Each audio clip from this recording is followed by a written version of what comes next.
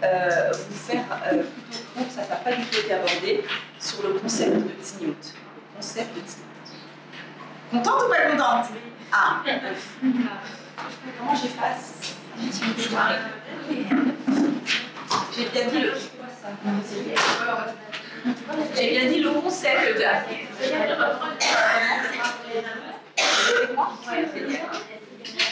Génial.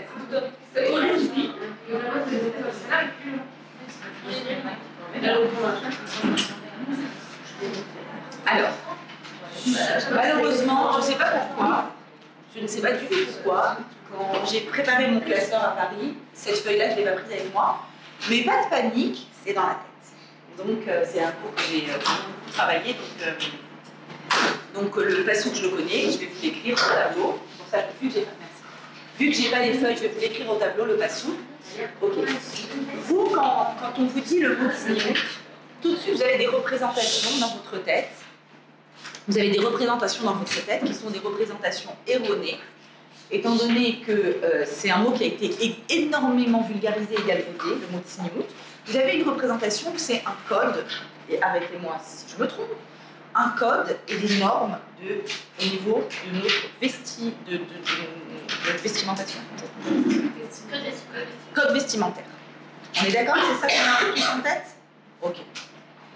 Or, et en plus, paradoxe, c'est un mot que vous connaissez toutes, que vous soyez hébraïsante ou pas, donc c'est un mot qui fait vachement partie du quotidien. Donc on se dit, c'est un truc quand même bien ancré, fondamental, c'est un des piliers, quoi. T'entends parler de Shabbat, t'entends parler de Tzniut, il y a les deux trucs. On est d'accord? Sauf que si tu googlises le texte de la Torah, le Shabbat, tu le trouves très souvent. Shabbat, Shabbat, Shabbat, partout. Pas mal. Tu googlises le texte de la Torah et tu dis, je vais trouver où on me parle de la Tzniut, et là, tu restes interloqué nulle part. Le radical, vous savez qu'un mot en hébreu, c'est toujours une racine a toujours 3 lettres, vous savez. Donc la racine de tzniut, c'est tzadik, nun, aïn. Je le cherche. Premier livre de la Torah, deuxième livre, troisième livre, quatrième livre, cinquième livre. Il n'y a pas.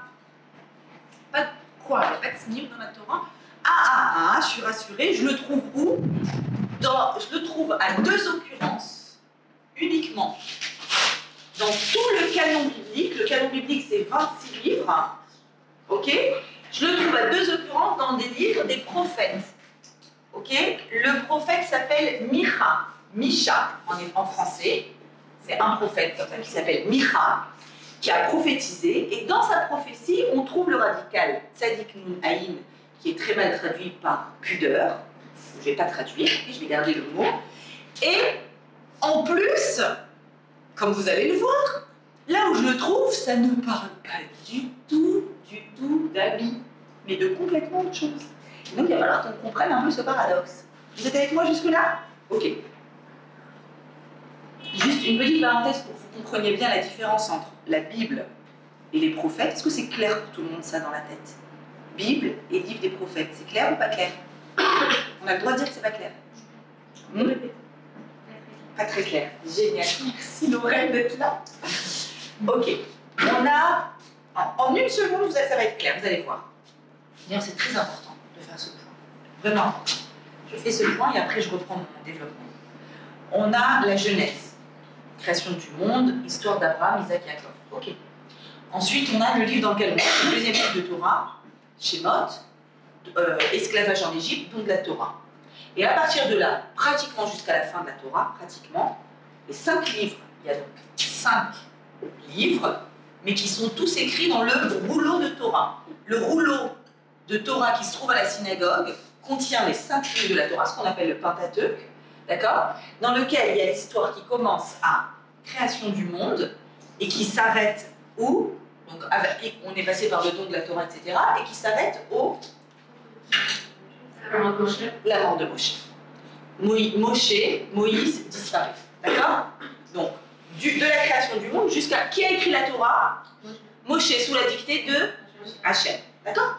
Le seul livre qui est écrit sous la dictée précise de Dieu, c'est Moshe qui écrit la Torah en haut du Sinaï et qui descend avec, le jour de Kippour. avec l'étape de la loi et le livre de Torah. Vous êtes avec moi? Dans le livre de la Torah, il y a écrit de faire le Mishkan, qu'on a vu à Shiloh, avec toutes les dimensions, etc., etc. Moshe disparaît. Historiquement, on est 40 ans après la sortie d'Égypte. L'histoire du peuple juif est loin d'être terminée, elle ne fait que commencer. Elle va commencer avec celui qui va prendre la suite de Moshe, qui s'appelle Josué. Yehoshua arrive ici. Yehoshua arrive ici. C'est lui qui va rentrer en Israël, faire la conquête du pays. D'accord? Et puis, ça va continuer comme ça. Alors, il va y avoir tout ce qui va se passer à partir de Yehoshua. Ce qu'on a vu, l'histoire de Shmuel, la naissance du prophète Samuel. Ça vous évoque maintenant. Là, la prière qu'a eu Samuel. Samuel va oindre des rois. Qui? Shaoul, David. Après, il va y avoir Shlomo. Shlomo va construire le temple. Ensuite, donc tout ce qui va se passer jusqu'à quand? Jusqu'au premier temple. Premier temple et sa destruction. De là à là, ce sont les livres des... Ça s'appelle Navi. Navi, ça veut dire un prophète. Et Ketuvim, c'est ce qu'on appelle les hagiographes, peu importe. C'est pour vous, c'est la même chose. D'accord? Les prophètes, tout ça, c'est des prophéties qui ont lieu jusqu'à la destruction du premier temple. Donc, par exemple, Josué a écrit son propre livre, le livre de Josué. Shmuel a écrit son propre livre, le livre de Samuel. Je crois qu'il a écrit aussi le livre des rois. D'accord? Et tout ça, c'est des livres qui font partie de la Bible. Maintenant, il y a le Pentateuque, c'est 5 livres. C'est le livre de Torah qu'on sort à la synagogue le Shabbat, qui a une Kedusha, une sainteté extrême.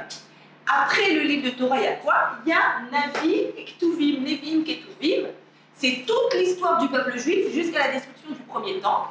Ces livres-là sont des livres saints, mais qui ne sont pas écrits sur un parchemin, sur un livre de Torah. Vous êtes avec moi? Et ça inclut, juste une demi-seconde, le livre d'Esther, le livre de Ruth, d'accord? Tout ça. Quand est-ce que... Et en tout, il y en a combien? Du coup, en tout, il y en a combien? 26. Ok? Ça s'appelle le canon biblique. Oui, ma beauté. Par rapport, là, quand vous avez dit, ça va jusqu'au premier temps. Destruction du premier temps. Et la Megillat Esther, c'est pas après, justement, c'est pas après le premier temps. Alors, tu as raison. La Megillat Esther, c'est pile après. En fait, ça va jusqu'à... En effet, c'est une remarque très pertinente. En réalité, on dit destruction du premier temps, d'accord, Titus. Ensuite, il va y avoir 70 ans en Babylonie, l'histoire d'Esther. L'histoire d'Esther, c'est la dernière histoire à avoir été écrite par prophétie. Retour en Israël au bout de 70 ans pour construire le deuxième temple par 2 prophètes qui s'appellent Ezra et Néhémia. Ce sont les derniers prophètes de l'histoire d'Israël. C'est-à-dire, Jérémie va prophétiser les fameuses Jérémiades, d'accord? Donc la destruction du premier temple, l'exil Esther, puis retour en Israël pour construire le deuxième temple, mais on n'a rien sur le deuxième temple puisqu'il n'y a plus de prophétie en fait. On est à peu près en moins 400, à peu près. À partir de moins 400, il n'y a plus de prophètes. Est-ce que vous entendez? C'est-à-dire Hachem, il ne nous parle plus. Nous, on lui parle et il nous répond par des clins d'œil, et pas par des vraies paroles de prophètes. Vous êtes avec moi? Tout ça, c'est le canon biblique. Est-ce que c'est clair? Après, tant que j'y suis, je pense que ça n'a pas été expliqué, donc c'est très important à vous dire. Moi, à peu près, parce que le premier temple a duré 420 ans, le premier temple c'était 420 ans, et le deuxième, 410 ans. Ok? Et il a été détruit en plus 70. Petit quart d'heure d'histoire juive, mais c'est des choses importantes pour visualiser. Donc à peu près, Jésus est contemporain du deuxième temple. Okay? Rabbi Akiva, le fameux grand Rabbi Akiva, a vu la destruction du deuxième temple. D'accord? C'est là, c'est au début de notre ère, il y a 2000 ans. Ouais. Maintenant, on a dit depuis moins 400, il n'y a plus de prophètes. Donc le canon biblique a été terminé. D'ailleurs, c'est la raison pour laquelle l'histoire de Hanouka, qui a lieu en plein milieu du deuxième temple, on n'a pas de Megillat Hanouka. On a une Megillat Esther, mais on n'a pas une Megillat Antiochus, une Megillat Hashmonaïm. Pourquoi on n'a pas? Ça a été beaucoup discuté. Non, parce que ça a été écrit. Il y a une Megillat Antiochus qui a été écrite sur Hanouka, mais on ne l'a pas faite rentrer dans le canon biblique parce qu'elle ne contient pas la sainteté des autres livres. Ok? Maintenant, qu'est-ce qui se passe à partir du moment où on est en plus 70? Ça, c'est vachement important ce que je vous explique. Qu'est-ce qui se passe? On est en plus 70.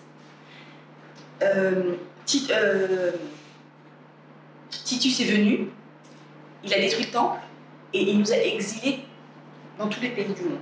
On est parti. Il y a des juifs en Iran, en Irak, et ensuite en Espagne, en France, en Europe, etc. On est éparpillés de partout. Pourquoi on tremble? Pourquoi on tremble? Pourquoi le judaïsme tremble? Il y a quelque chose de tragique dans le fait d'être éparpillé de partout.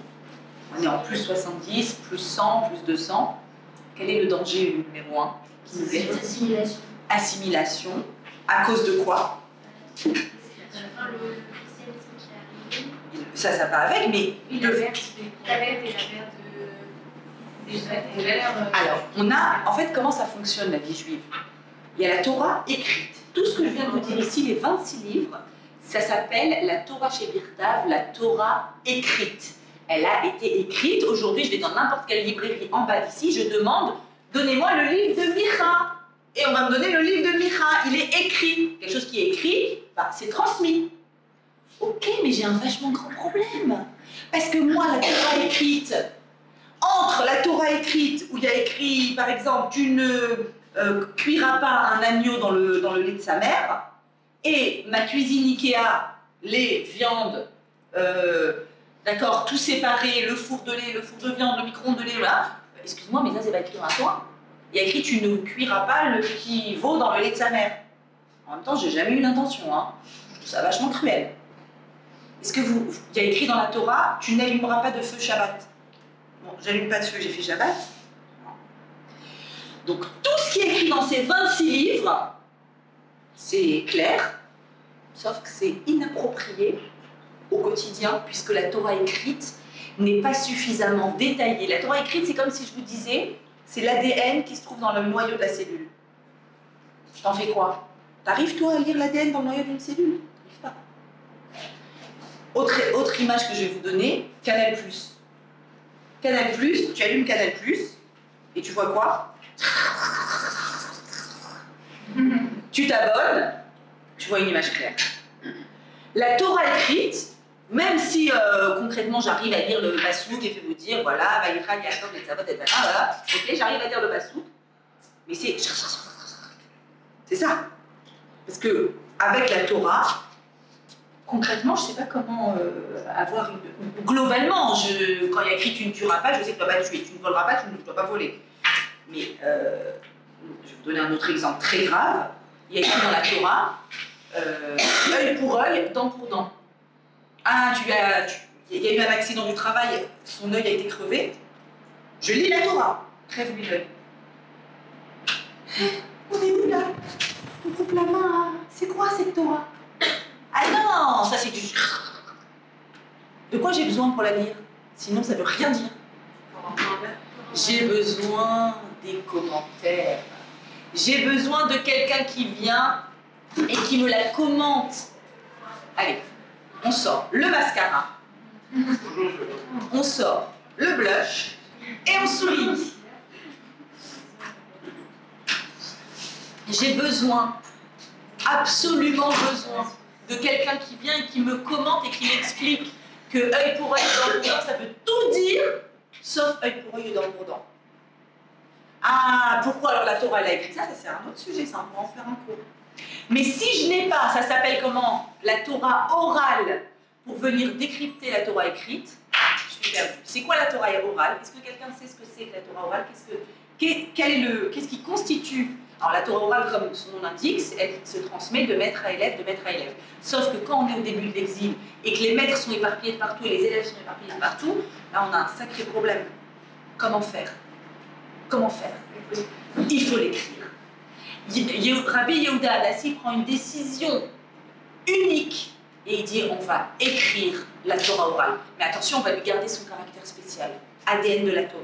On va l'écrire de façon tellement conquise, tellement concise.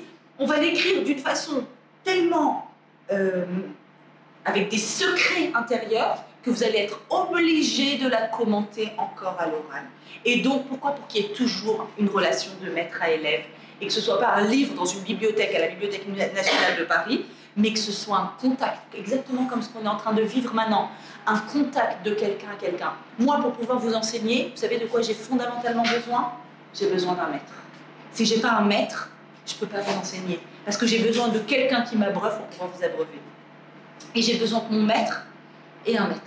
Ce maître avait un maître, et on peut remonter comme ça jusqu'à Moïse. Vous me suivez? C'est ça la Torah orale. Rabbi Yehuda Hanassi écrit la Torah orale, c'est quoi? Est-ce que vous savez c'est quoi la Torah orale? Mishnah et Gemara, le Talmud. Le Talmud vient expliquer le texte de la Mishnah. Ok?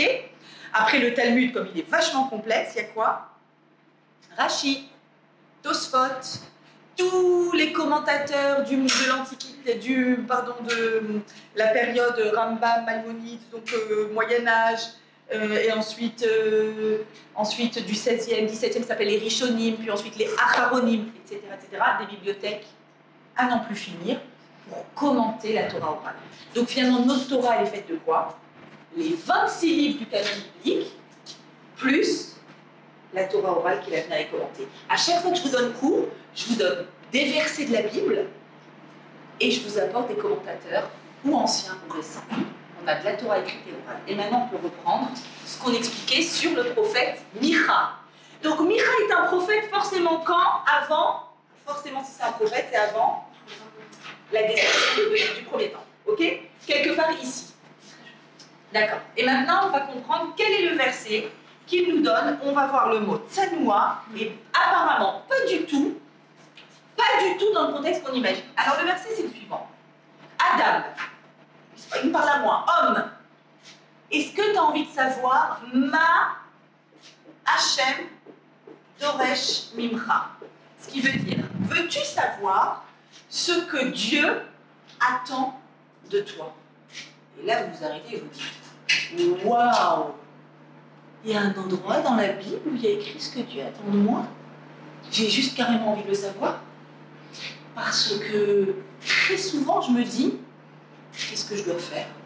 Quelles sont les priorités? Tout à l'heure, on était assis sur le canapé, on se disait, alors on commence par quoi? Par travailler sur les traits de caractère négatifs, ou au contraire, embellir et augmenter nos traits de caractère positifs? Je fais quoi? Je commence par quoi? Là, je suis bouleversée, je viens de passer 10 jours à Jérusalem. On m'a donné plein d'informations, elles sont magnifiques. Je vais arriver à Paris. Je commence par quoi? Et là, t'as Mira qui vient et qui dit, viens, je te dis. Déjà, respire un coup, détends-toi, et viens, je te dis ce que Hachem attend de toi. Et là, il va nous donner 3 conseils. 1, 2, 3. Ça se résume à 3 choses que Dieu attend de toi. La première, Asot Mishpat. Je vais tout de suite traduire. Ve'ahavat, c'est Ve'ahavat Chesed. Et le troisième, c'est celui qui va nous intéresser, mais on va déjà voir c'est quoi. Tout est important ici. Le verbe, c'est asot, faire. Faire quoi? La justice. Là, le verbe est très différent. Aimer. Ahavat. Aimer quoi? La bonté, la générosité. Donc, en premier, je vais te demander de faire ce qui est juste. La justice. Le minimum syndical qu'Hachem attend de toi, c'est, voilà, tu es ici, tu démarres ta vie, elle va continuer jusqu'à 120 ans, amen. La première des choses que je te demande, Dieu dit par l'intermédiaire de Micha, je te demande de faire parce que c'est quelque chose qui est concret, qui est visible. Il y a eu un dégât qui a été fait, il y a un dégât des eaux chez toi, ça a pourri la maison d'en dessous, Asot Mishpat, tu dois réparer le dégât. Tu es rentré, tu as embouti une voiture, tu dois faire la justice. Tu ne peux pas t'en aller et dire, oh, c'est pas grave, personne n'a fait. Le minimum du minimum, c'est être juste. D'ailleurs, ça fait partie des 7 lois de Noah. De mettre des tribunaux et qu'il y ait une justice. Donc un non-juif est aussi obligé de faire ça. Asot Mishpat. Agis selon la justice. Asot, faire, j'insiste là-dessus, c'est pas du tout la même chose que Ahavat. Ahavat, aimer, c'est une émotion. Une émotion, tu ne vas pas forcément voir un résultat concret. Ici, je veux voir un résultat concret. Est-ce qu'à la fin, le plaignant est sorti et on lui a donné une réponse? D'accord? La justice. Tu as abîmé l'objet de quelqu'un, il doit y avoir justice, réparation. Ahavat Chesed. C'est quoi Ahavat Chesed? Aimer le don. Aimer, alors pourquoi il y a écrit aimer et pas faire? On aurait pu dire faire des actes de générosité. Va visiter des malades, va distribuer la soupe populaire, va donner de ton temps à Médecins sans frontières. Pourtant, c'est des actions. Pourquoi il y a écrit Ahavat Chesed, aimer la générosité? Parce que aimer, quand j'aime, c'est un puits qui continue à donner, à donner. Est-ce que, je vous donne un exemple, je vais très bien comprendre. Si Talia vient me voir et elle me dit maman, tu m'aimes? Est-ce que je peux lui dire, regarde, je t'ai aimé ce matin, donc cet après-midi, ça y est, stop. Ok? On est d'accord que c'est juste pas possible. Maman, un bisou. Ah non. Ah, je t'ai déjà donné 2 litres de bisous, ça suffit là, stop. J'ai plus de bisous à donner. Je les ai tous donnés. Ahavat Chesed, Ahava, c'est un mot, c'est un verbe pour dire ça ne s'arrête pas, ça ne s'arrête pas. Il y a encore d'autres possibilités. À aucun moment je peux dire, vous savez quoi, aujourd'hui, imaginez, je vais oublier le soir, je dis ah là là, elle était bien cette journée, j'ai aimé au maximum. Est-ce que je peux dire ça? Par contre, je peux dire j'étais juste. J'étais juste aujourd'hui. Il y a eu une situation où on m'a demandé, il fallait là, j'étais juste. Est-ce que je peux dire, check, j'ai aimé au maximum? Non, tu peux toujours plus. Tu peux toujours distribuer plus, tu peux toujours faire plus, tu peux te sensibiliser plus pour reprendre le cours d'hier, ok? Donc regardez ce qu'il dit. Il est en train de dire, minimum syndical, le départ, le point de départ, c'est que tu dois être juste. Plus l'infini, c'est quoi plus l'infini? Le don infini. Et entre l'un et l'autre, entre ce minimum qui s'appelle être juste et ce point infini qui s'appelle de toutes les qualités que Dieu m'a données, j'ai réussi à les transformer et à être dans le don, et à être dans la générosité, et à être dans la sensibilité à l'autre. Maintenant, entre l'un et l'autre, arrive le mot Tsanua. Ve-ha-snea lechet. Très très important. C'est un des versets les plus importants. Aïm Hashem Elokecha. Ve-ha-tsnea. Vous remarquez le radical? Alors, je vais traduire. Et tu marcheras de façon tsanoua avec Hachem, ton Dieu. Le verbe ici, c'était faire. Le verbe ici, c'était aimer. Le verbe ici, c'est marcher. Faire. Faire, c'est un acte, il est visible. Aimer, c'est une asymptote. Je tends vers. Marcher, c'est un mouvement. Je suis en marche. Mais je ne suis pas Macron. Mais je suis en marche quand même. Je suis en marche. En marche, ça veut dire, d'un côté, tu peux te suffire du minimum. Tu dis, ok les amis, le minimum, c'est d'être juste. Moi, dans la vie, j'ai remboursé toutes mes dettes quand j'en avais.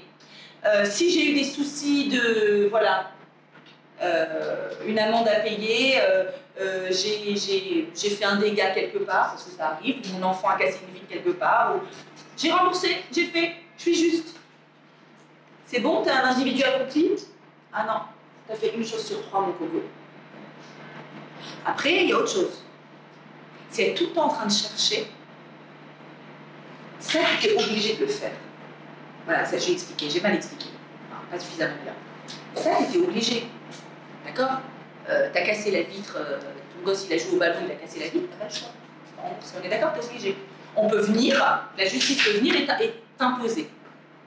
Dans Ahavat Chesed, est-ce qu'un jour quelqu'un va venir et te dire franchement, c'est grave ce que vous avez fait, madame? Qu'est-ce qui est grave? Vous savez qu'au 5e étage de votre immeuble, il y a une vieille dame qui s'est cassée le col du fémur. Elle ne peut pas descendre s'acheter une baguette. Pas une fois vous êtes monté, vous montez une baguette. C'est très grave, on va vous amener en justice. Quelqu'un peut te dire ça? Non. Jamais. C'est Ahavat Chesed. C'est libre. Ah, si tu le fais, on peut te liker. Mais est-ce que quelqu'un peut t'en vouloir de ne pas l'avoir fait? Est-ce que tu as marché dans la rue, il y avait un malvoyant, il n'arrivait pas à traverser, mais toi, tu as ton bus à prendre là. Oh, quelqu'un d'autre le fera.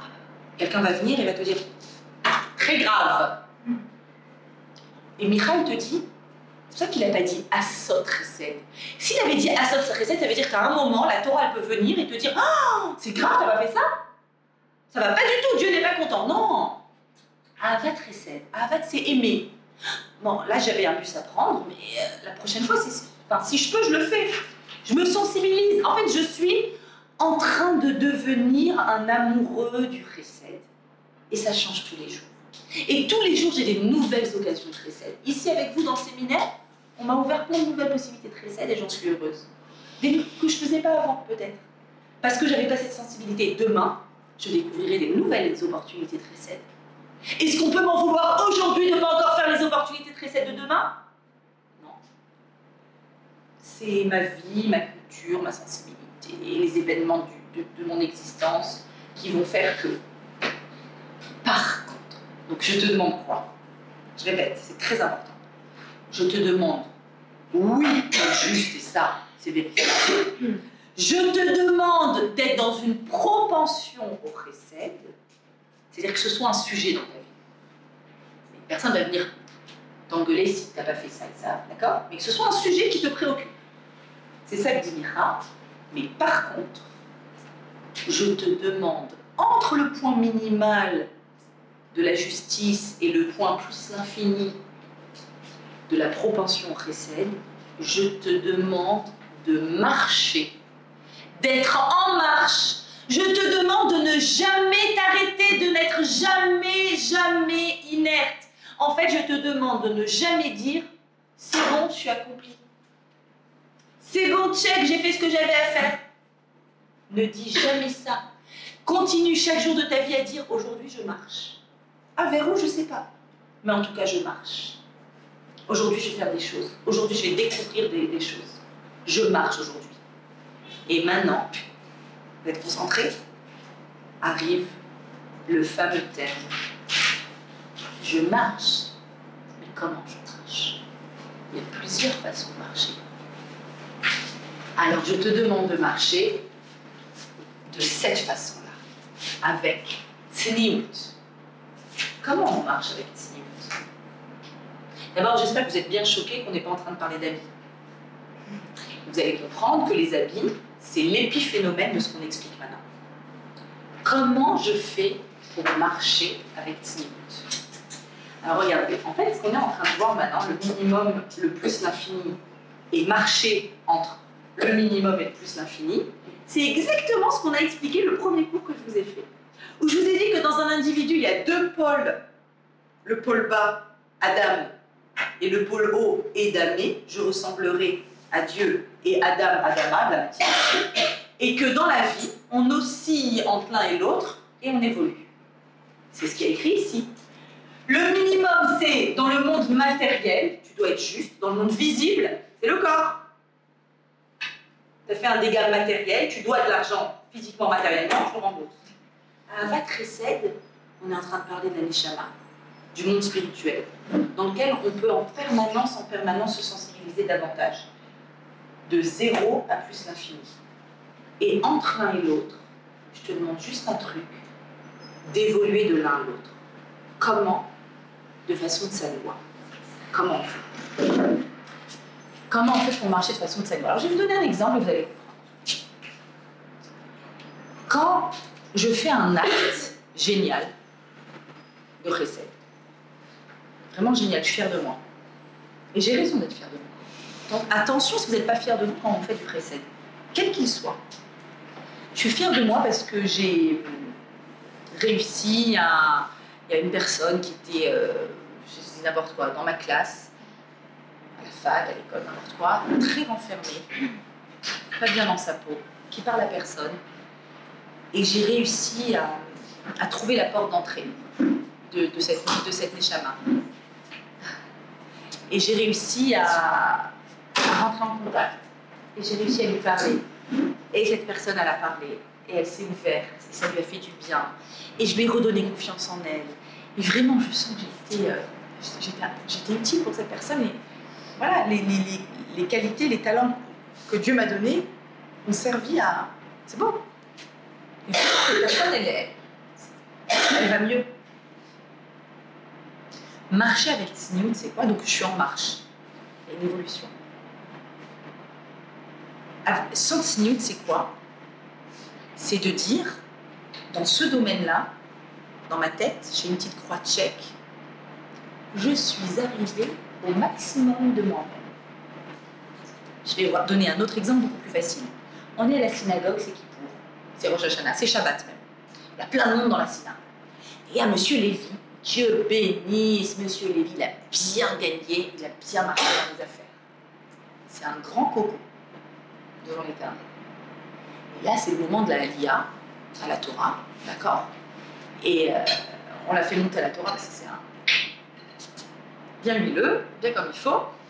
Et là, c'est l'occasion où jamais il va faire le don.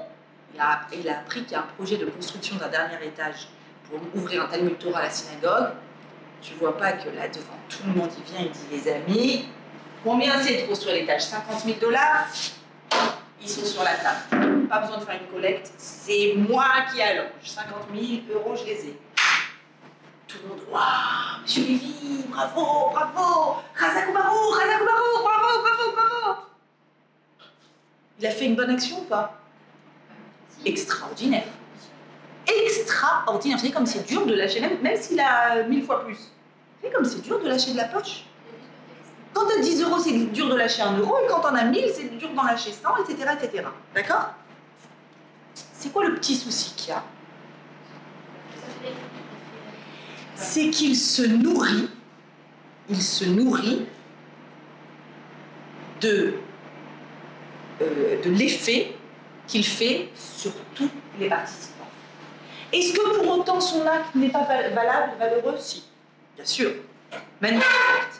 Mais il y a un petit problème. Et ce petit problème, c'est que pourquoi, pour faire cet acte, tu as besoin de te nourrir de quelque chose qui est dans le monde du visible?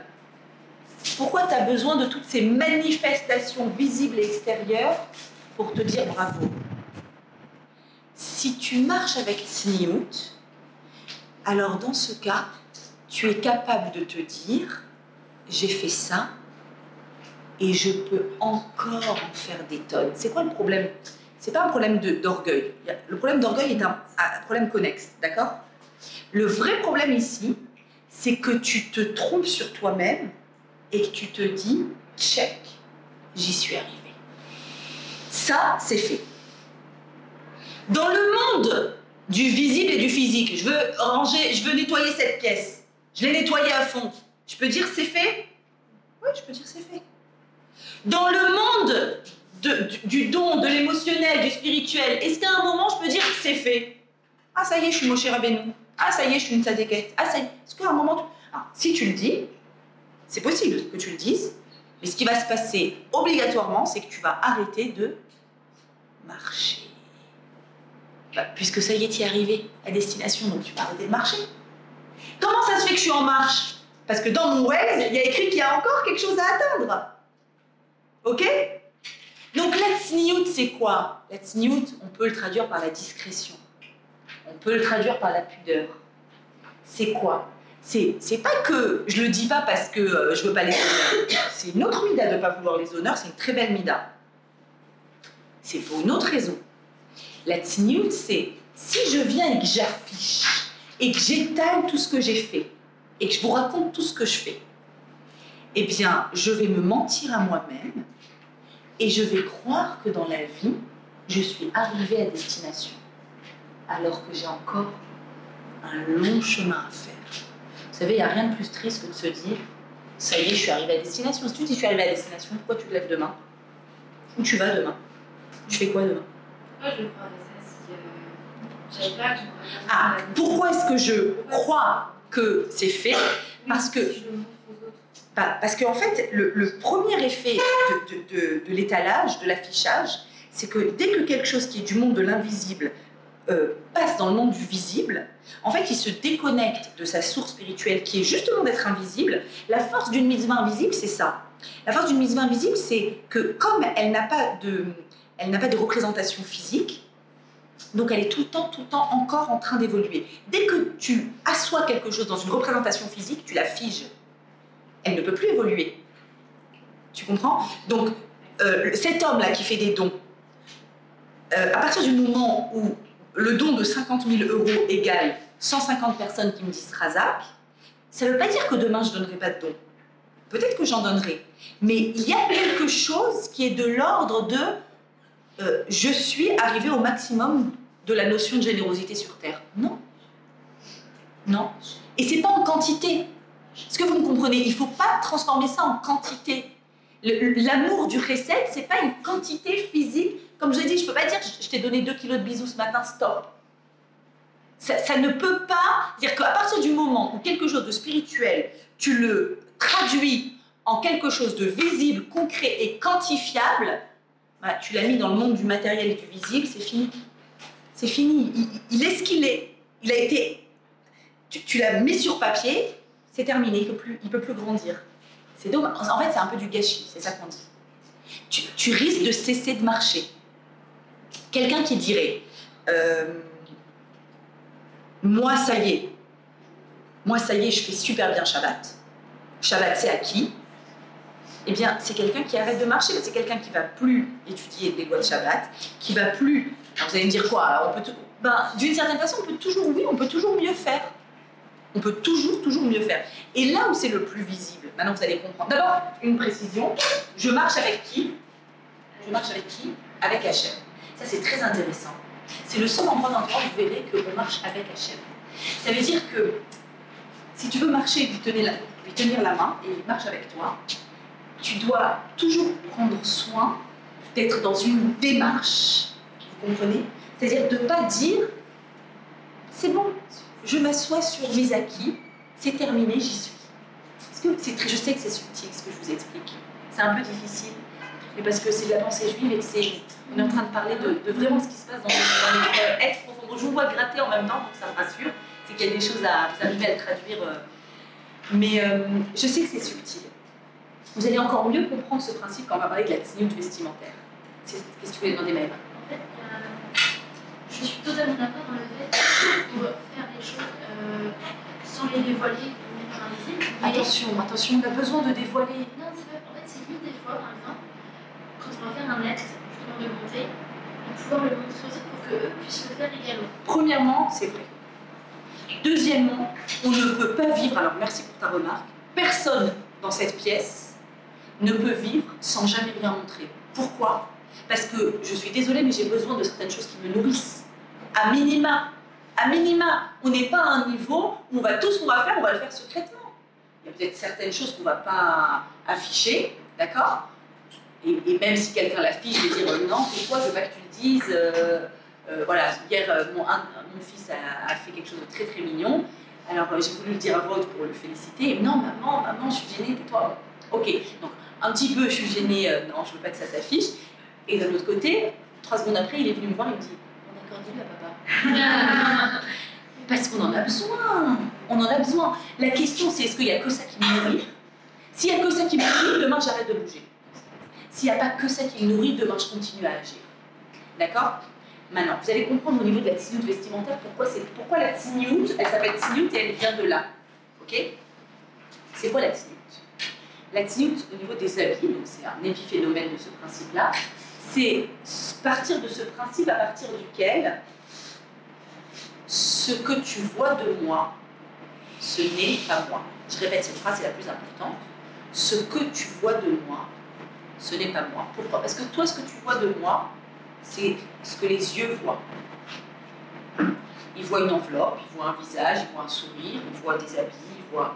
Voilà. En vrai, moi, je suis qui?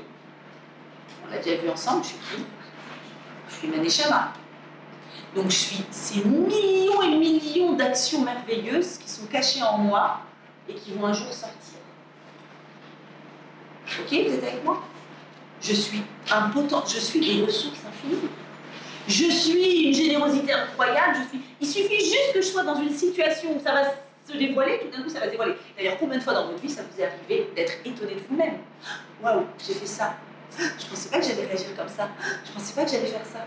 T'es super contente, t'as envie de te liker. Et tu t'attendais pas à être ça. Pourquoi? Parce que, en fait, t'avais jamais été dans cette situation-là. Mais tout d'un coup, quand t'as été dans cette situation, il y a quelque chose qui est sorti de toi, un secret à l'intérieur. Une petite graine, elle était là, la graine. Il fallait juste l'arroser. Elle a été arrosée, hop, c'est sorti. Et tu dis, yes, trop bien comment j'ai réagi. Trop bien ce que j'ai fait. Moi, je suis tout ça. Je suis pas la petite photo que tu vois de moi. Ok? Je suis pas juste que ça. Ok. À partir du moment où j'ai défini ça, je suis beaucoup plus que ce que tu vois de moi. J'ai un stress énorme. Quand je dis j'ai un stress énorme, moi, humain, descendant de Adam et Ève, qui fait partie de cette humanité, moi juif, moi bouddhiste, moi musulman, moi chrétien, ce que vous voulez, je déteste vraiment que vous pensiez que ce que je suis, c'est ce que vous voyez de moi. Parce que vous pouvez imaginer que je suis ce morceau de chair là. Ce morceau de chair. Et vous ne savez pas ce qu'il y a derrière. Et ça, c'est horrible. Et à qui c'est pas arrivé d'être jugé? Ah, celle-là, elle est snob. Ah, celle-là, ouais, bof, pas beaucoup. Hein. Ah, elle, non, je sais pas, non, j'ai pas trop de feeling. Tu la connais? Tu la connais vraiment? Tu la connais pas. Tu sais quoi, même toi, tu te connais pas. Tu te connais pas parce que Vératsena Lechet, tu es encore en train d'avancer jusqu'à 120 ans. La tzniut vestimentaire, c'est quoi? C'est de la lucidité par rapport à soi-même. Si tu me vois, toi, femme, toi, homme, c'est un autre problème encore quand c'est un homme, ou moi-même, je vais me mettre, allez, imaginons, ok, j'ai un corps de mannequin. Allez, je prends 20 cm, vous m'enlevez 3 tailles un peu partout, ok. Corps de mannequin, élection Miss France bikini. Ok. Je suis quoi? Je suis ça. 90, 60, 90. Je me réduis dans mes... C'est le pire, c'est moi, dans mon propre regard, je suis réduit à ça. Mais t'es pas ça. C'est pour ça que maintenant, justement, il y a tellement de mouvements féministes qui s'énervent contre ces élections-là où la femme est réduite à juste ça et tout. Donc du coup, ils ont commencé il n'y a pas très longtemps, je sais pas, j'avais lu un article, à dire, à leur poser des questions, elles doivent montrer leur caractère. Même là-bas, même chez Miss France, on est un peu gêné à dire, c'est juste un petit peu un morceau de steak appétissant. Un peu gênant quand même de dire ça, à dire à un moment, il y a une neshama derrière tout ça. La tzniut, c'est quoi? C'est juste de la lucidité. C'est juste de dire, tu vois ce que tu vois de moi? Ben, en fait, étant donné que je suis... Alors évidemment, vous aurez dit, on pourrait se mentir à soi-même et se voiler comme les musulmans. Ça, c'est un autre mensonge, le voile. Se voiler, c'est dire, j'ai pas de corps. Oh, j'ai un corps. J'ai un corps et Dieu me demande, ça sera le cours de ce soir, Dieu me demande de profiter pleinement de ce corps, à tous les niveaux, dans tous les sens qu'il peut m'apporter. Tous les sens. Les yeux, la bouche, les odeurs, le visible, le sensuel, tout. Je dois en profiter. Mais je ne dois pas me limiter à ça. Moi, au regard de moi-même, allons un pas en avant. Où est-ce que le danger est le plus criant? Soyons honnêtes. Dans la relation masculin-féminin, mais attention, je le dis tout de suite pour ne pas que vous croyiez ce que je ne dis pas. Les lois vestimentaires ne sont pas là vis-à-vis ne sont pas là pour les femmes vis-à-vis des hommes. Je refuse qu'on imagine une chose aussi aberrante. Il y a plein de gens qui pensent que oui, c'est pas pour ne pas que les hommes. Si un homme il a un problème avec ses yeux, il va voir ailleurs. C'est pas mon problème, c'est son problème. On est d'accord? Mais quoi? Mais moi, je risque de complètement me fourvoyer si un jour, ayant un corps de mannequin ou pas de mannequin, je m'en fous, mais je caricature pour que vous compreniez ce que je suis en train de dire. Et qu'il y a un certain... Voilà, je vais vous donner un exemple. Pardon, ça va être plus simple. On va arrêter de philosopher, on va être concret. J'avais une élève à la relève, réel corps de mannequin, visage de mannequin. D'accord? Réel. La folie. Elle vient me voir un jour, elle est venue passer Shabbat à la maison, elle m'a pleuré, j'en ai marre. De quoi? J'en ai marre d'avoir autant de garçons à mes pieds. Très concrètement. J'en veux plus. Tout ce qu'ils veulent, c'est ça. Je ne l'ai pas dit. Ça me brûlait. À un moment, enfin, veut dire ceci implique cela. Ça veut dire si tu te mets régulièrement en mini-jupe comme ça, à un moment, c'est ça. Non, mais pourquoi je ne l'ai pas dit? Parce que je ne suis pas ni être dans la culpabilisation, et c'est qu'elle ne pouvait peut-être pas encore l'entendre à ce moment-là. Elle ne voyait pas encore le rapport de cause à effet entre ceci et cela. Mais à un moment, étant donné que la société s'habille de cette façon et qu'il y a une liberté totale à ce niveau-là, il doit y avoir une liberté. C'est volontaire. Quand je décide, moi, de me mettre ces manches, c'est ma liberté à moi de le faire. Mais il est évident que quand l'image que je projette de moi en étant habillée, pas voilée, mais habillée, et les normes que la Torah a données, c'est les articulations. Parce qu'il fallait bien trouver une norme. Donc l'articulation ici, c'est une norme que a donné très peu de normes. Hein. Comment? Les articulations, c'est écrit dans les Ilchot Kriyat Shema, dans le Shulchan Aruch, Ilchot Kriyat Shema. D'accord? Mais il y a très peu de choses qui sont écrites. Hein. Des fois, vous verrez peut-être des pavés comme ça de Tzniut, c'est des choses que des gens ont créées de toutes pièces. Ce qui est écrit dans la Torah écrite, il n'y a écrit que ça. Dans la Torah orale, il y a écrit les articulations. D'accord? Et puis après, voilà. Oui. En quoi ça change de mettre par exemple un jean qui soit pas forcément ultra serré ou quoi que ce soit? En effet, tu as 100% raison. Et d'ailleurs, la raison pour laquelle on ne porte pas de pantalon, c'est pas pour des raisons de tzniut, c'est juste pour des raisons de séparation entre le monde du masculin et le monde du féminin. La Torah avait apparemment perçu qu'il allait y avoir un grand mélange des genres et qu'on ne sait plus qui est femme, qui est homme, qui est quoi. Non, mais laisse-le devenir ce qu'il veut. Il décidera s'il est un homme ou une femme. Et donc la Torah est très très claire au niveau de la séparation entre le masculin et le féminin. C'est pas pour des raisons de tzniut. Tu as raison. On peut être très tsanoua avec un pantalon, en effet. Donc juste pour bien comprendre, et après on va rentrer dans toutes vos questions, juste pour bien comprendre, en réalité, c'est quand je m'habille avec tzniut, je mets un panneau sur moi en disant « Faites l'effort de venir découvrir qui je suis, ne vous arrêtez pas à ce que vous voyez. » C'est un panneau vis-à-vis de moi-même, parce que qui parmi nous n'est pas sensible au fait de se faire siffler? Ah super, j'existe.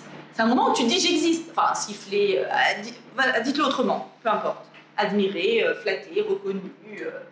J'existe. Et on veut que tu saches que tu existes du fait de ta consistance. Et pas du fait que d'autres te renvoient. Parce que sinon, après, je vais être archi dépendante de ce que le monde autour de moi me renvoie. C'est ça qui va me donner ma consistance et pas moi-même. Je n'aurai pas de consistance en moi-même du fait de ma neshama. Je risque d'avoir une consistance extérieure, et ça c'est dramatique. C'est des fameuses relations de dépendance et toxiques, etc. Donc, le premier message, c'est quoi? C'est « je ne suis pas ce que je renvoie ». Je ne suis pas que le visible, d'accord?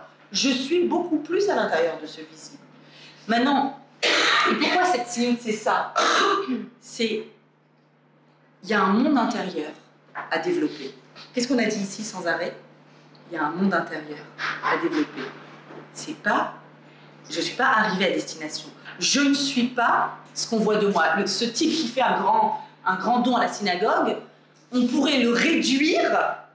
C'est qui, monsieur Lévi? Ah, celui qui a fait le don. Ah, il est que ça? C'est tout ce qu'il est dans la vie? Rien d'autre? Et toutes les mitzvot qu'il fait en secret, il y a une histoire magnifique, je vais peut-être vous la raconter si on a le temps.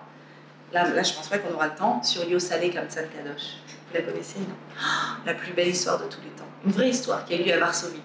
Sur un homme qui faisait du recette, mais que invisible. Splendide. À chaque fois que je la raconte, je pleure. À chaque fois que je la raconte, je pleure. Histoire, et quand on fait le voyage en Pologne, attention, quand on fait le voyage en Pologne, on va sur la tombe de cet homme-là, Yosalé. Et c'est une histoire qui raconte très très bien la force de l'acte invisible qui ne se traduit pas dans le visible et donc qui permet d'être plus que ce qu'il est, de ne pas se limiter à ce qu'on voit. Donc, est-ce que vous avez bien compris que la tsniout, elle est là d'abord comme garde-fou pour me dire, tu as à l'intérieur de toi tellement. Et vous savez, je vois beaucoup de souffrances de jeunes filles qui ont été, ça j'en parlerai ce soir, qui ont été réduites dans des regards masculins à un morceau de plaisir et à un moment de plaisir et de consommation et d'utilisation, et qui en souffrent énormément. Et qui des fois en viennent à se demander, je suis plus que ça ou pas? Est-ce que je suis plus que ça? Elles le savent à l'intérieur d'elles. Qui l'ignore? Personne ne peut l'ignorer. Infiniment plus. Mais à force d'avoir eu des preuves réelles que c'est ça qu'on attend de toi, donne ça. Combien aussi me disent à la relève, étant donné que moi, je donne pas aux garçons tout ce qu'ils demandent de moi, donc très vite on me recale. Combien j'en entends dire ça? Heureusement qu'ils vous recalent, parce que c'est de l'utilisation, hein. C'est-à-dire c'est de l'instrumentalisation corporelle. Ah ok, il n'y a pas de paiement, donc c'est pas de la prostitution, et il y a un peu un consentement, donc c'est pas du viol. Mais c'est pas ce que la Torah, c'est ce qu'on va voir ce soir, Bezrat Hashem, c'est ce qu'il peut y avoir de kadosh, de saint et de magique et de merveilleux dans une vraie intimité vécue. Ça, là, ce qu'on est en train de voir avec la tsniout, c'est comment croire en soi, comment croire en ses ressources, comment croire en son potentiel multiple. Comment? En ne s'arrêtant jamais à la partie visible. Jamais. C'est pas une raison de voiler la partie visible parce qu'elle existe. Vous voyez, l'extrême musulman, c'est de dire nions l'existence du corps. Non, je ne le nie pas. Il est là. Mais pour autant, je ne vais pas aller dans une plage nudiste. C'est la même extrême en nudiste, c'est la même extrême que le musulman. Puisqu'on s'en fiche du corps, venez, on dit que le corps ne dit rien, et enlevons tout. Why not? Quand vous parlez avec des nudistes, enfin, ça m'est jamais arrivé heureusement, mais voilà, quand il y a des articles sur eux ou quoi, ils sont là, ils te disent, mais quel est le problème? Et ça, c'est une autre façon de complètement mettre des œillères et de complètement se mentir. Il y a l'extrême en se voilant complètement, et nous, le judaïsme, on se cherche quelque part entre l'un et l'autre. Et qu'est-ce qui serait le plus grand manque de tsniout au monde? Le plus grand, le pire manque de tsniout, c'est quelqu'un qui dit « je suis tsniout ». Pourquoi? Parce que c'est un paradoxe interne dans le terme. Parce que la tsniout, c'est dire « je ne suis pas arrivé à destination ». Donc quand tu dis « je suis tsniout », tu dis un truc qui ne veut rien dire. Vous comprenez ou pas? C'est un paradoxe interne. Dire « je suis quelque chose qui veut dire que j'y suis pas ». Donc t'es quoi en fait?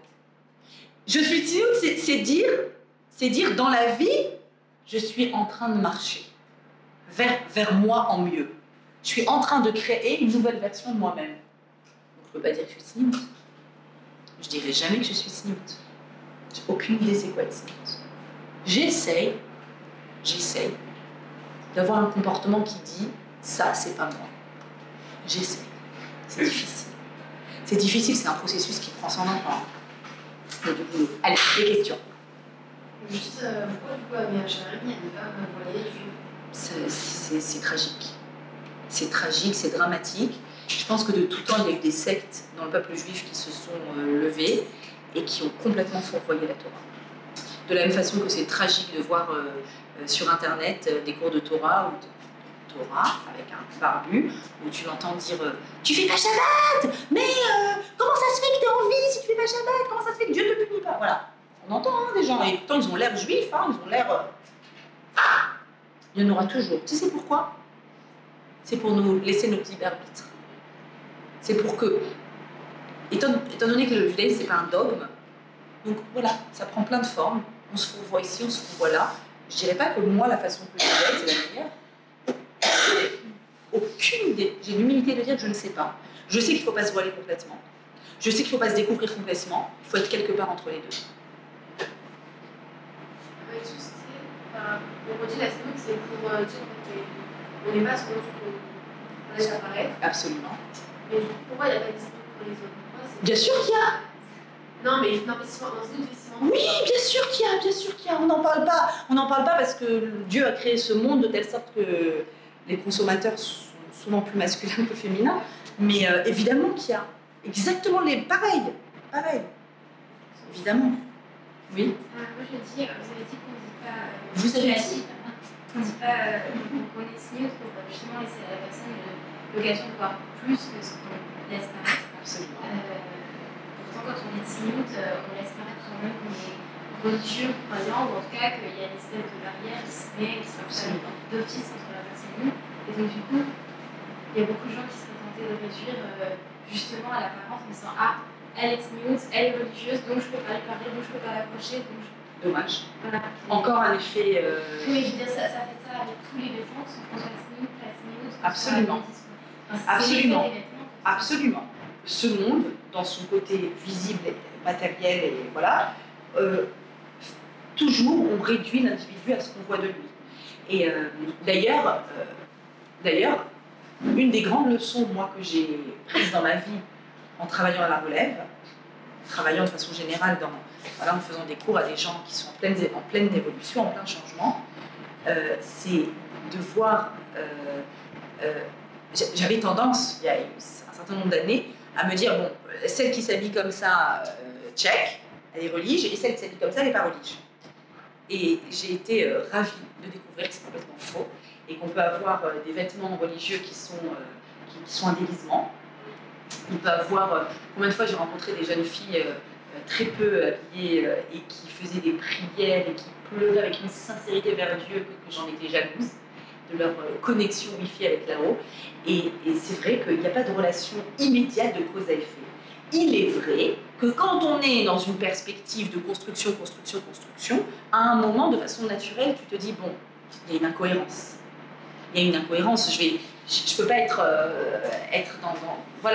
montrer de moi ma partie charnelle, corporelle, et être tout le temps en train de travailler l'intérieur.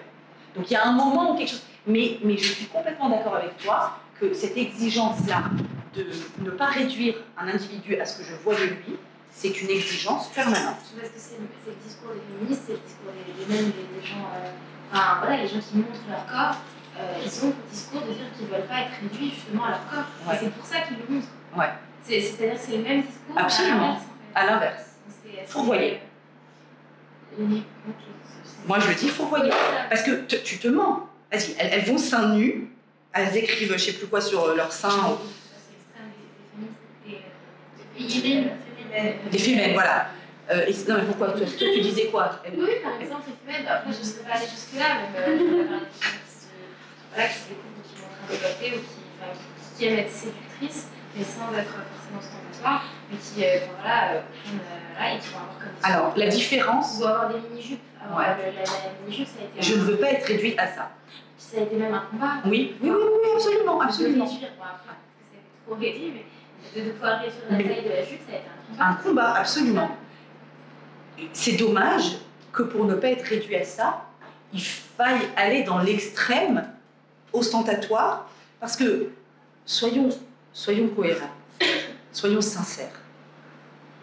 Une fille en mini-jupe dans le métro, elle est ou elle n'est pas regardée?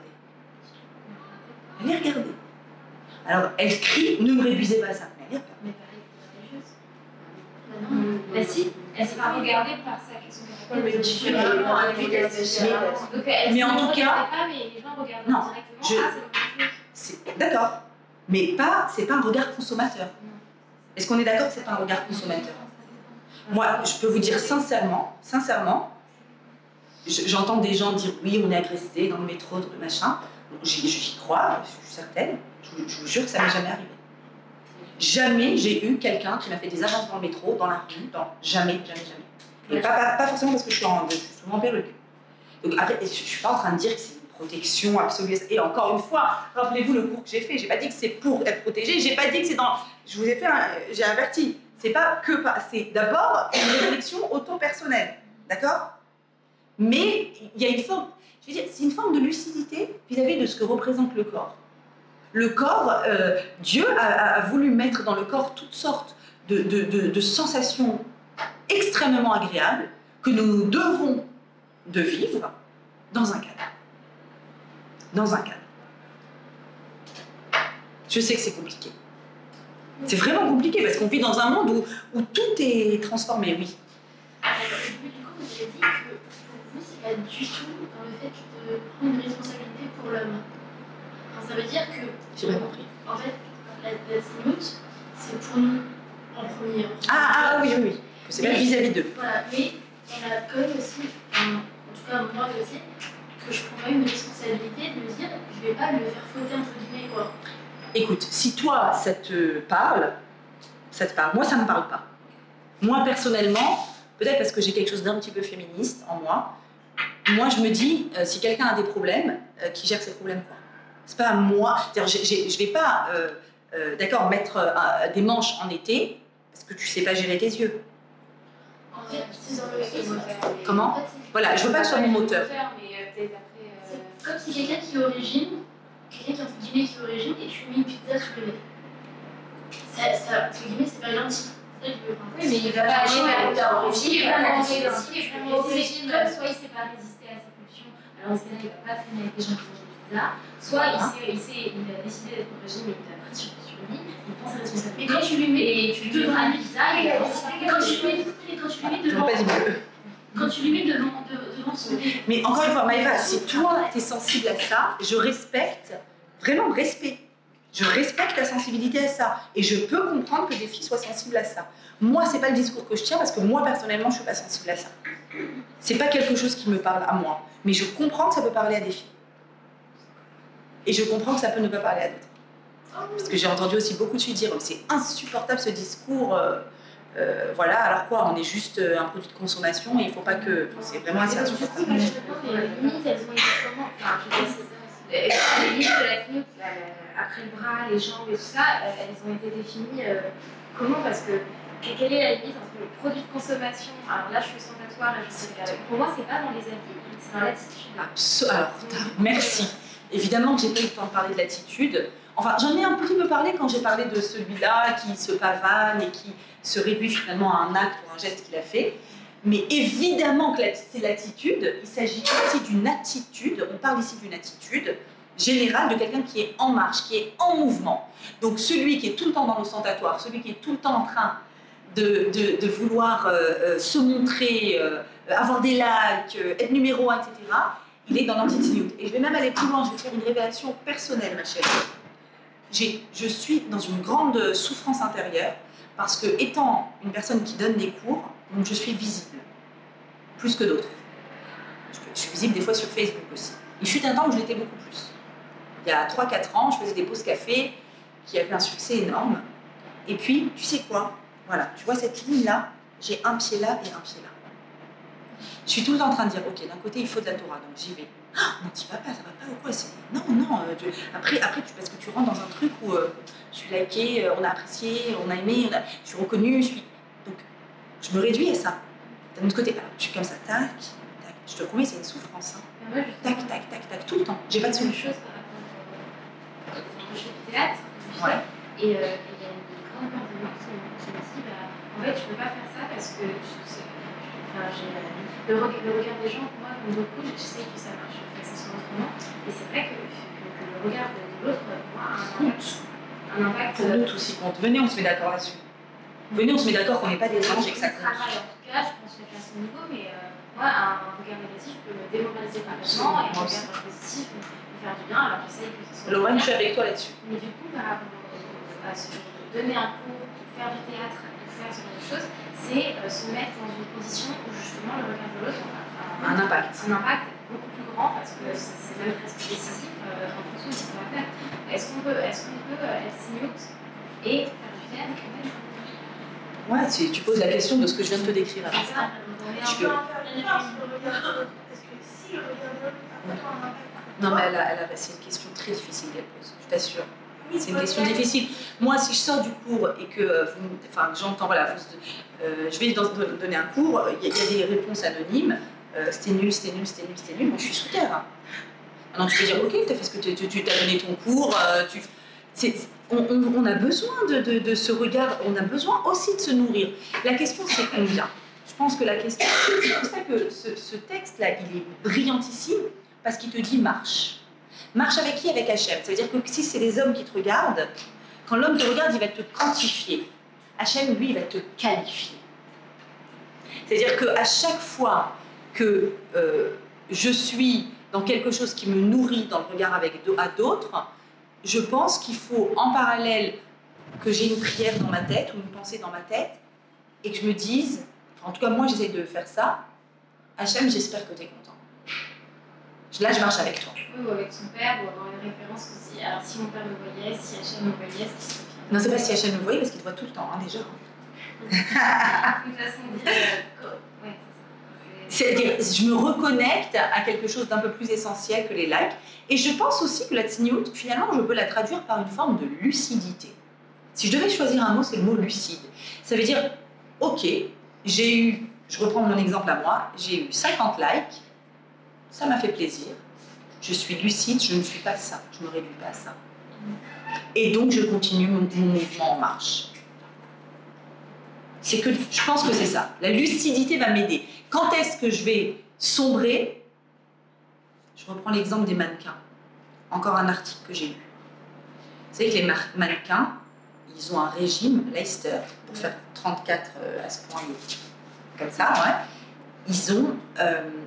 Il y a une ancienne mannequin anorexique qui a témoigné en disant que ce cauchemar-là d'être réduit à des mensurations et un corps que à ça l'a fait sombrer dans une dépression d'une violence terrible. Pour s'extirper, évidemment, qu'elle a cessé le mannequinat et qu'elle avait écrit, alors je ne me souviens plus du nom du truc, elle avait écrit un livre là-dessus pour dénoncer tout ça. Et elle dit, cette dépression, c'était quoi? En fait, c'est je vais vous dire maintenant en Torah, c'est un appel de la Neshama qui dit, au secours, on m'enferme. On m'enferme dans quelque chose qui me réduit terriblement. C'est pas ça. C'est-à-dire que la lucidité de savoir que ça, c'est pas moi, va faire... autre exemple auquel je pense, aussi, j'avais lu dans un livre, une star hollywoodienne, pour son anniversaire de 30 ans, elle avait des millions et des millions, elle s'est auto-organisée, j'adore quand ils s'auto-organisent leur anniversaire, et elle s'est auto-offert la dernière voiture, comment ça s'appelle, Rolls, je sais pas quoi, décapotable, ok. Et là, ils ont fait la fête, ils ont bu dans sa villa avec piscine, ils ont fait. Ok, la fête est terminée, tout le monde est parti cuver son vin. T'es dans ta villa, seule avec ta voiture. Et elle raconte qu'elle s'assoit dans sa voiture. Et elle pleure, toutes les larmes de son corps. Ça, c'est moi. Ok, je me suis auto-likée, je me suis... Et après. Donc voilà, on est là-dedans. Maintenant, alors tu posais la question... Et oui, sur... des mensurations. Sur les mensurations. Parce que, de la même façon, quand on va être sur scène, par exemple, parfois, on va être amené à porter un vêtement qui ne sera pas assez haut, qui va être tout l'inverse du livre, parce que c'est le rôle qui l'exige. Et je me dis, bah oui, mais c'est notre travail, c'est le rôle. Est-ce qu'on peut être signé dans la vie? Et c'est un peu l'histoire de Diams aussi, je sais pas si vous connaissez la rappeuse. Parce qu'elle a été rappeuse, elle disait des trucs archi énervés contre l'âme, la poulette et tout. Et puis après, à partir du moment, ouais, c'est pour ses externes, mais elle est devenue voilée. Puis après, elle a plus chanté, elle a arrêté. Ou alors elle a continué pendant un petit temps et après... C'est qui? C'est celle qui a été virée de The Voice? Non. Diams, non, c'est une rappeuse qui est devenue voilée. Ah ouais, c'est une vieille femme, mais vraiment elle habite dans un pays. Bon, bah voilà, ça c'est pour ça. Ça c'est. Ouais, bah. Donc, alors, nous, chez nous, ce serait pas la même chose parce qu'on n'aurait pas de poils facilement, mais est-ce que c'est possible d'alterner entre une vie. Parce que du coup, c'est ça la question. Enfin, voilà, est-ce qu'on peut être séparé de son travail et dire, voilà, au travail, je suis comme ça, et dans la vie, je suis comme ça. C'est la question du travail, pour la finir, je sais qu'il y a beaucoup de gens qui sont. C'est une question un petit peu complexe. Déjà, c'est sûr qu'au niveau du travail, par exemple, les personnes qui sont chirurgiens et qui sont en tenue de chirurgien, voilà, c'est dans le cadre du travail, c'est pas en effet. Après, sur scène, c'est complexe. Encore une fois, c'est Qu'est-ce qui motive? C'est un mouvement. Lorraine, je pense que tu vas. C'est bon, c'est des bonnes questions que tu te poses. Repose-les toi dans quelques temps. Voilà, rien ne me presse là-dessus. Voilà, tu as raison de te poser ces questions, mais aujourd'hui, si je te donne la réponse figée, elle va peut-être être douloureuse. Donc il vaut mieux pas la donner. Et voilà, laisser les choses faire leur chemin. Comment? Voilà, mais les choses évoluent, Lorraine. Et il ne faut pas mettre la charrue avant les bœufs. C'est-à-dire qu'avant de... Justement, le fait de dire que je mets un avis n'est pas moi, c'est la même chose, c'est le même enseignement. Oui, c'est vrai. Ça t'apprend la même chose. Le théâtre, je mets plusieurs avis, si tu veux. Si au théâtre, mettre plusieurs avis, c'est te faire prendre un rôle. Et dans l'esprit, c'est te faire prendre un rôle, mais un rôle, c'est ton rôle. Non, non, c'est refuser de jouer d'autres rôles, justement. Voilà, refuser, enfin, du coup, c'est jouer son propre rôle. Mais, jouer son propre rôle. Oui, oui, oui, je suis d'accord avec l'image. Bon, mais sa question, quand même, c'est une autre, c'est concrètement, est-ce que, voilà. C'est pas mal, hein? Ouais, je trouve que c'est une jolie... C'est refuser les autres rôles, le rôle de la personne ostentatoire, le rôle de la personne... C'est ça, c'est être un peu recentré. Maintenant, est-ce que pour autant ça veut dire qu'il n'y a pas... donc, en tant que femme, je dois refuser toute forme de séduction, etc. Alors, attention, bon, moi déjà en tant que femme mariée, c'est encore autre chose. Je ne peux et je ne dois séduire que mon mari, bien entendu. Et je ne dois pas m'arrêter de le séduire, parce qu'on ne le séduit pas que pour passer sous la coupa, ça ne s'arrête pas jusqu'à 120 ans. Par contre, là, je vous invite à faire la différence entre une femme attrayante et une femme attirante. C'est pas la même chose. Avoir de l'attrait, il faut toujours en avoir. C'est très attrayante, c'est avoir de l'attrait, c'est-à-dire agréable à voir, à parler, attirante, il y a un magnétisme. D'accord? On est dans des choses subtiles. Hein. Vous êtes sublime qui séduit sans se voir. Je crois pas. Elles sont belles naturellement, elles sourient, elles ne peuvent pas s'empêcher de sourire. Mais c'est pas de la séduction. C'est pas de la séduction. Je pense que justement la séduction, c'est justement ce petit quelque chose de volontaire que tu mets dans la relation avec l'autre. Il y a une intention dans la séduction. Un portrait de la séduction n'est pas séducteur. Enfin, tu peux dire que c'est beau, c'est pas séducteur. C'est figé. Donc même si une femme sublime ne séduit pas, je pense pas, si elle n'en a pas envie. Si elle en a envie, elle peut. Et si elle en a envie, elle peut même avec les habits Tiny Wood, hein. Attendez, on est clair là, hein. Je veux dire, après, tout est fonction de l'intention que tu vas mettre. Je sais pas, dans les actions, je suis désolée. Non. Il y a eu un homme un jour qui m'a dit, et c'était un choc pour moi parce que je me suis présentée à lui, on était dans une discussion, quelque chose n'a aucun rapport avec la séduction. Et il me dit, quand tu me parles, on dirait que tu dis oui avec la tête, on dirait que tu me séduis. Enfin, alors que j'étais juste en train de discuter avec lui de façon ouverte et j'étais curieuse et je me sentais bien.